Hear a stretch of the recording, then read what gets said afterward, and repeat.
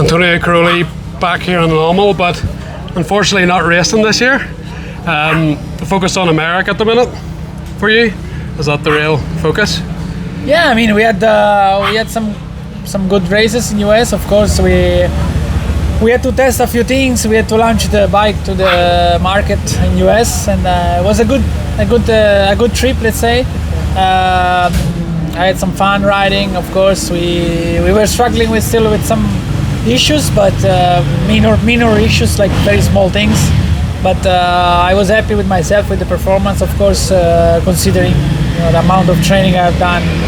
And I mean, the approach of racing there, it's different than here. The MXGP, the first laps are very, very, very fast. Everybody's quite aggressive everywhere. So I had to struggle a bit the first laps, but then after I was surprised that, I mean, my condition was quite good, compare, of course, the first 3 guys are very, very fast.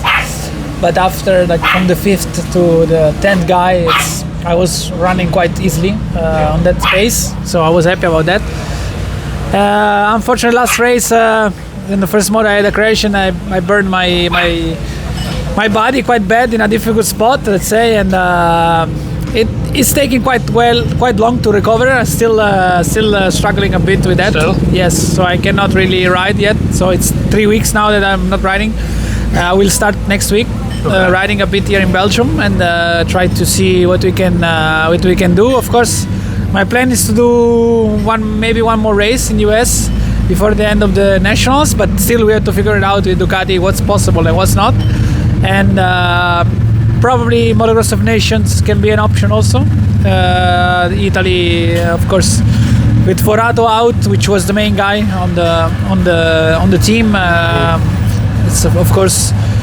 I have a good chance also to join the team, which I will be happy to, because of course I always love to race some Mix of Nations, especially to have a chance to ride with Ducati. It would be, I mean, amazing. So nothing is decided yet. Of course, Italian Federation needs to make the team and to see what's possible. So we are waiting at the moment and see what's the next plan in the next weeks. Yeah. So Phil, you're the fastest retired rider ever, probably. Nearly 40 years old, top 10 in MXGP and America. Did you expect to still be this fast, even on an America stock Ducati? I was very surprised, to be honest, because especially of the amount of training that I have not done, and basically, I'm pretty sure if I train as I know how to train, I could be top 5 easily in both series. Because I felt quite comfortable in the US, of course, especially also in the end of the motos. I was still, with my experience, quite riding. Of course, I was not fast enough to stay, especially in the beginning of the race, in front. But this is matter of the time that I'm missing on the bike doing that kind of trainings, because it's already almost 4 years that I don't train to do speed. Let's say I just ride around and test parts, not for sure pushing the limits. But I'm pretty sure if I can, put my head down back on a good, let's say, training schedule, that I can run top 5 both series, let's say. But of course, this is not the case at the moment. At the moment, I mean, my job was to give some feedbacks on this bike and try to improving. That's what we did with my races in the US. Jeremy had this updates already unlocked last week, where he felt already big difference. So I was pretty happy to have this big help to him and to the Ducati team. And but yeah, if you tell me, okay, I was surprised to ride top 10, I said yes, considering of like what I tell you. My training schedule is far away from what I was when I was racing. You always had a lot of fighting spirit as a rider, part of the reason you're 9-10 world champion, but to have that burn in the first moto and just keep racing, and I think you were 21st or something like that, or 19th maybe, and then hold on to the back of Eli Tomac all second motos despite riding in pain.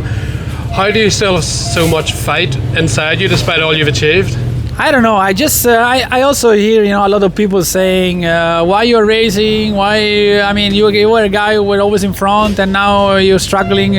Struggling. Let's say you are top 10 still, but you're not 1 or 2 or 3 anymore.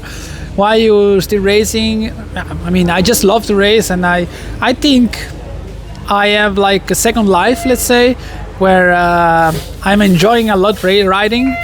Of course, I enjoy also when I win, but it's completely different mentality. You have a lot of stress, you have a lot of sacrifice, a lot of things. You know, cannot go like out in the night or eating this like out of your schedule.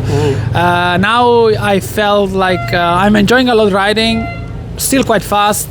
Of course, I'm not putting a lot of effort in it because I don't want, because my mind is full with that. But still enjoying this, and I think it gives me a lot of happiness while I'm riding, you know, and just don't think about the results, but still make good results, of course. And just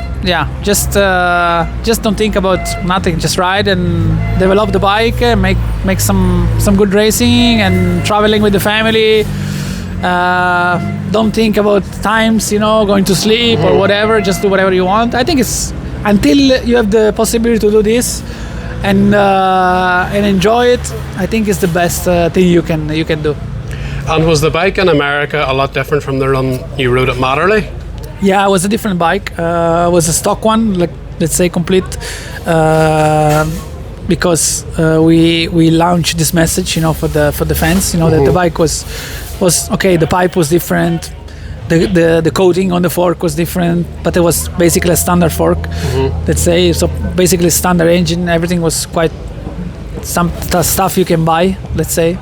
And in England I rode with a factory suspension, so the engine was already a stronger one, so it was a different bike. Also to adapt back, you know, to all this kind of stuff is not easy, to be honest. And but I enjoy a lot. I'm discovering also these things now, you know. When I was racing, normally I set up the bike in January and I keep the same setting all the year. Right.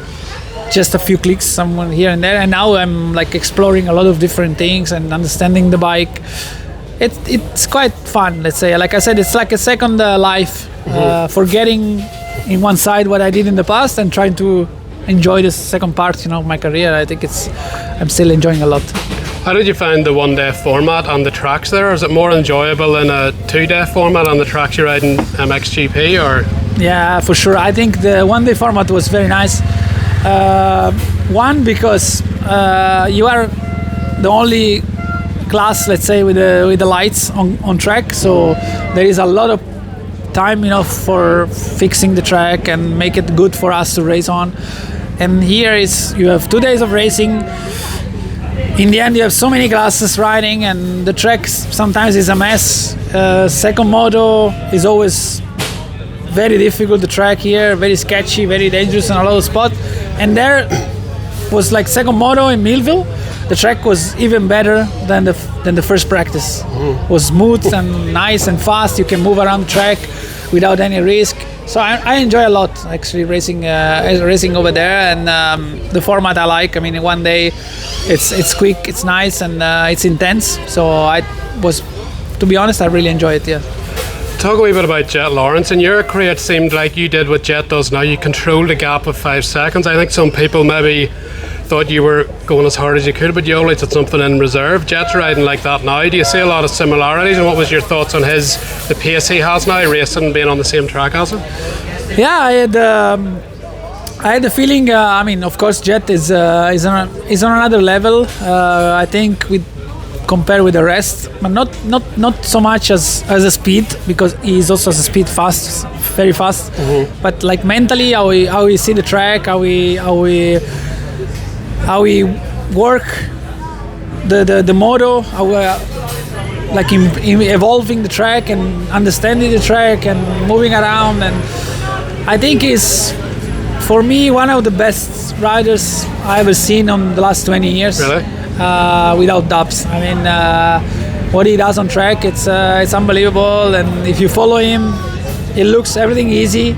Of course, I'm 25 years older than him, let's say. So my reaction is not a lot of things. It's slower, of course, but following him around the track, you say, they're passing this part of the track is easy, so let's try. Then you pass and you say, no, it's not so easy. how it looks. So he make things that looks very easy, but I really have a lot of respect for him. He's such a nice guy and very humble, let's say, really technical, really fast. So for me, he's one of the best of the last 20 years, without any doubt, if it's not the best. And there's a lot of hype about Haiden Deegan come into the 450s next year, maybe even Budds Creek. Do you think he's the sort of rider that can challenge Jett, or is Jett another level to go that you think he'd go if he needs it? For me, Haiden is very fast, but also he's quite strong mentally, playing with other riders around. Yeah. This make a lot of difference when you ride against somebody who has a lot of self-confidence, and even if you are a bit, let's say, more technical, because he's fast, of course, but Jett for sure is more technical than him. But I think it's going to be interesting. Of course, it's going to be difficult for him to keep up with Jett, because I think Jett also is coming from an injury this year, so he's very fast, of course. But I think he can still grow in a lot of things, and will be problem for the riders, to catch him and to fight him. In your career, you obviously won the 9 world titles, and Jeffrey came in 17, and he rode really intense. I heard you say it to Lewis on Vital when you were in America, and I kind of thought the same, but I didn't know what you thought. The 2018 was maybe the fastest you ever went. Did you have to ride 100% then when Jeffrey came in? He elevated the level, did you feel? I think the 2018 was, like I said to Lewis, I think was the year where Jeffrey was at his best, and probably myself was also riding a bit, because I always have been a rider I always stay under the limit. I never reach the limit. I never like it to arrive, at 100%. I always ride what's necessary to win. Yes. That's clearly. And with him that year was enough. Was not enough, let's say, to do that. You need to, risk more stuff, because he's a guy who's always risking a lot. Let's say he's always full gas, whatever he does, like free practice or training or whatever. He wants always to give like 2-3 seconds, to everybody. And when you ride somebody like that, you need to also step up your limit a bit, because he has a lot of injury in his career, but that year can be that you don't crash or whatever. You're lucky in a few situations, you save it and whatever, you keep going. So if you want to keep up, you need to also risk a bit. And I thought I was fast, let's say very fast, one of my fastest year, but I was not so comfortable, to ride over the limit. And that's why I struggled in some races, he beat me a few races, some races I beat him. But I think that year was very, very, very intense, and unlucky for myself, it was his best year, let's say. But I can say this for a lot of riders, can say this also from my side. So I think I was happy, I was really, really happy that we had such a great battles, let's say, and we always have been quite friends, let's say. And but that year was, I think, very, very, very fast. The level. All you can see also from how much gap we give to the second, to the third guy, every race.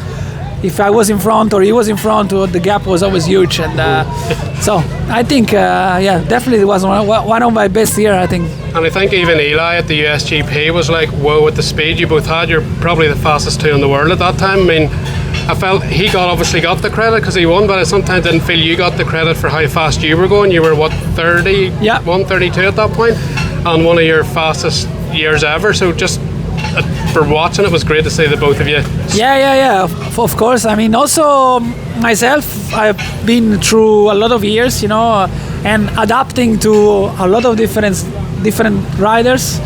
I can tell you it's very difficult. And let's say I was riding with Rattray, with Townley 25 years ago. And now I'm riding with Jett Lawrence, let's say, who is not even born when I won my first title. And it's difficult. Let's say I'm really proud about this, because probably no one has ever done this, to be fast for so long. And this is something that I'm really proud of it, because I know what's my limit, in my career. I know how to control, races and injuries and stuff. So this is what I think to be an example for a lot of riders, because sometimes, you don't need to be the fastest all the time. You need to be the most consistently. And also the guy, sometimes it's nice to be the fastest, of course, but the most important thing is to be consistent and stay out of injury, because that's what makes your racing career shorter, let's say. That's how you get 9 world titles. Also, yeah. A guy you raced a lot, and he's probably learned a lot from you, is Jorge Prado. I don't know if you got speaking to him in America, but what do you think's happened to him? Is it more bike or him? Because obviously he's not showing the level he had the year before in MXGP.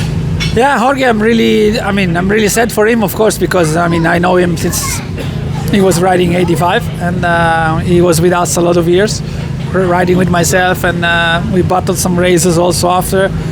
And what seems now like that, it's quite of a struggle for him, because he complains about the bike, but I think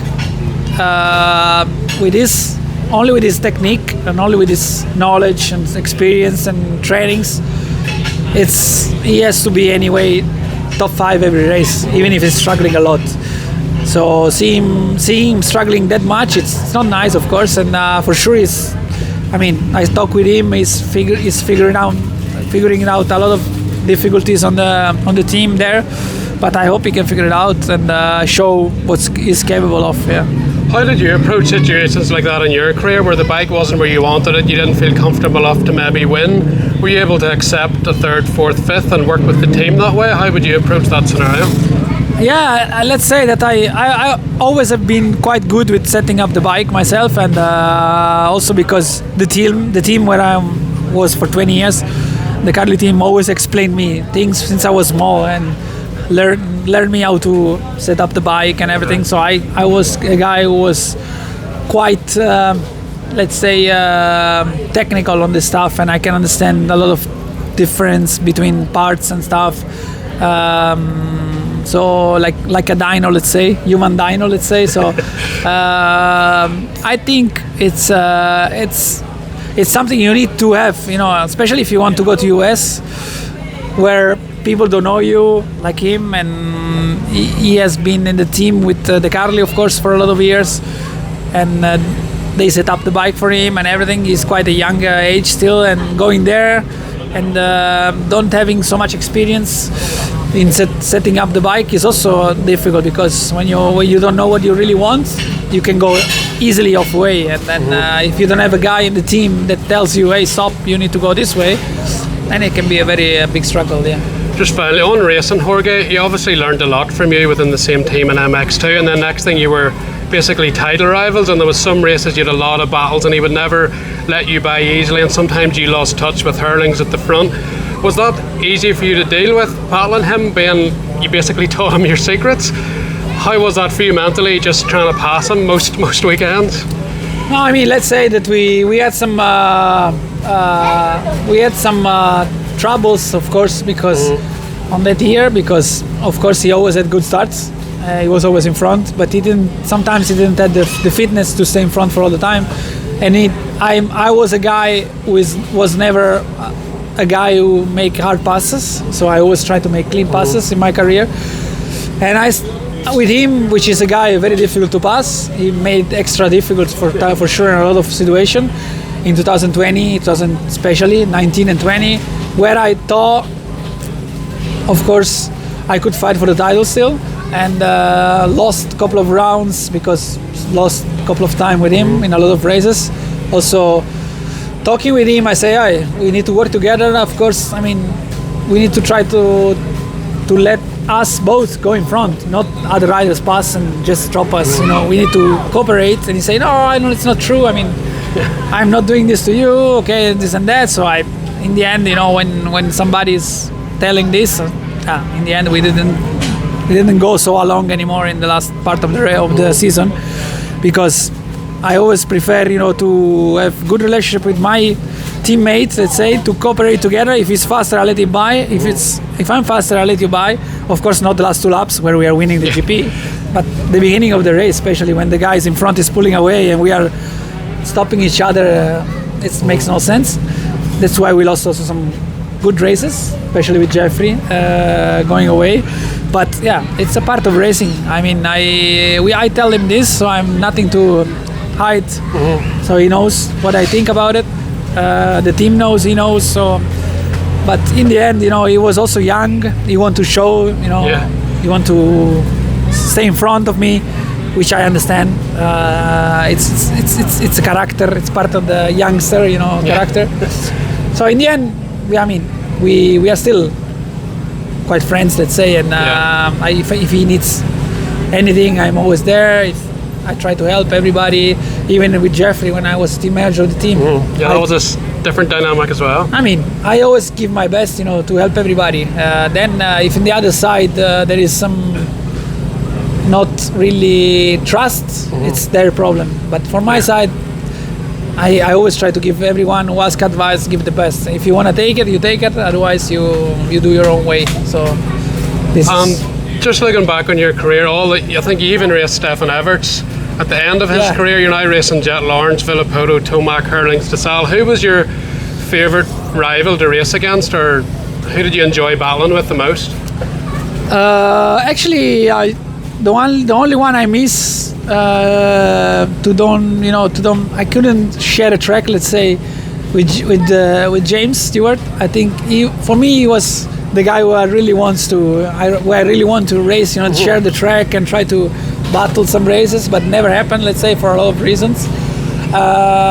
This is, I think, is my biggest regret, because I think I was a big fan, and whatever he did on the bike was just amazing, let's say. If you compare him with Jett, I think if you see James, you are like, wow, this is fast. But then you see Jett and you think, oh, this is not fast. But then you check the clock, the chrono, and you say, oh, this is very fast too. But James somehow shows more speed and more style in a lot of situations. So I really appreciated watching him racing, but I never had the chance to race.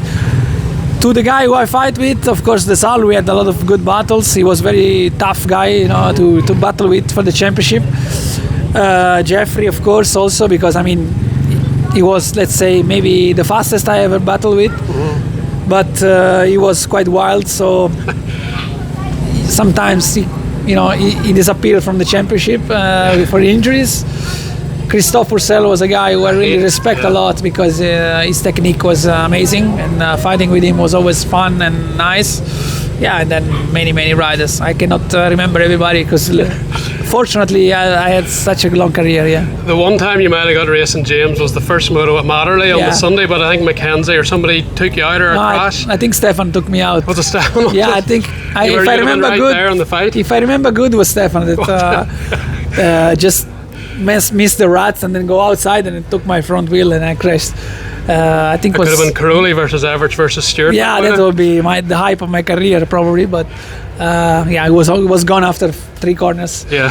I think so. That day ended quite well as well with that. Yeah. That MX2 race was you, Villopoto, Townley, Purcell and Townley, the 4 best of the time, and you come out on top. That race must be very memorable for you as well. Yeah, that was fantastic. Also, riding the track, one of my favorite track.